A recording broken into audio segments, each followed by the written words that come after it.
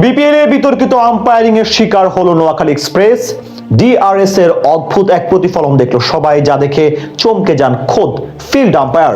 মাঠে দাঁড়িয়ে থেকে হতাশা ঝাড়েন পাকিস্তানি ব্যাটার হায়দার আলী, বিপরীতে উল্লাসে মেতে ওঠে সিলেট টাইটান্সের ক্রিকেটাররা। নোয়াখালী বিপক্ষে থার্ড আম্পায়ারের সে বিতর্কিত সিদ্ধান্ত আর ডিআরএস এর অদ্ভুত আচরণ নিয়ে বিস্তারিত রিপোর্টে। বিপিএল মাঠে গড়াবে আর সেখানে বিতর্ক থাকবে না, এটা ভাবাও যেন এক প্রকার অপরাধ। টুর্নামেন্টের দ্বিতীয় দিনই দেখা গেল অদ্ভুত কাণ্ড।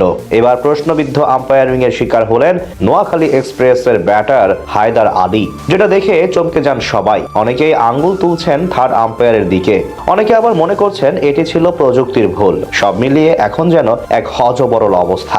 গতকাল দুই বিদেশি নিয়ে খেলা চট্টগ্রামের বিপক্ষে পুরোপুরি ধরাশায়ী হয়েছিল নোয়াখালী এক্সপ্রেস।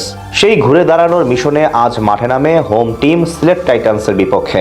গুরুত্বপূর্ণ ম্যাচে এই দিন আগে ব্যাট করতে নেমে মোহাম্মদ আমির এবং খালেদ আহমেদের বোলিং তোপে পড়ে এক প্রকার দিশেহারা হয়ে যায় তাদের টপ অর্ডারের ব্যাটসম্যানরা।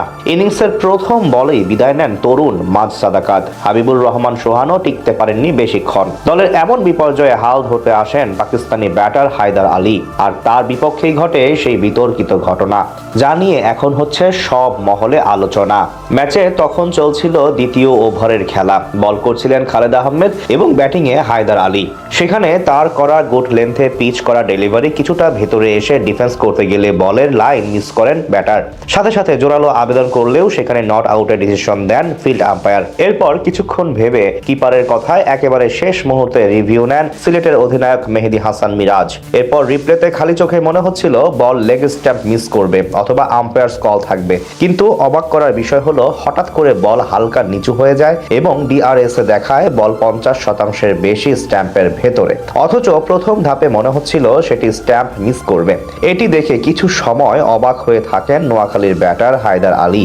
এমনকি বিষয়টি নিয়ে আম্পায়ারের কাছেও প্রতিবাদ জানান। পরবর্তীতে ফিল্ড আম্পায়ার পুনরায় চেক করে একই দৃশ্য দেখার পর আনুষ্ঠানিকভাবে আউটের ঘোষণা দেন। যদিও এখন অনেকেই বলছেন এটি ডিআরএস এর ভুল ছিল, আবার অনেকে মনে করছেন এটি সঠিক ছিল। এই নিয়ে চর্চা হচ্ছে সবার মাঝে। ক্রিকেটে অবশ্য এমন ঘটনা নিত্য নতুন কিছু নয়। বর্তমান সময়ে প্রায়শই দেখা যায় ডিআরএস বা প্রযুক্তি নিয়ে প্রশ্ন উঠছে। কিছুদিন আগে অ্যাশেজে বাংলাদেশি আম্পায়ার শরফুদ্দৌল্লাহ ইবনে সৈকতের একটি সিদ্ধান্ত নিয়ে এমন আলোচনার সৃষ্টি হয়। সেখানে ইংলিশ ব্যাটারের ব্যাট থেকে বল কিছুটা দূরে যাওয়ার পর আলট্রা এইডস থেকে বিট আসে। পরবর্তীতে সেটি তিনি আউটের ঘোষণা দিলে চটে যায় ইংলিশ দর্শকরা। তেমনি আজ দেখা গেল নোয়াখালীর ম্যাচে।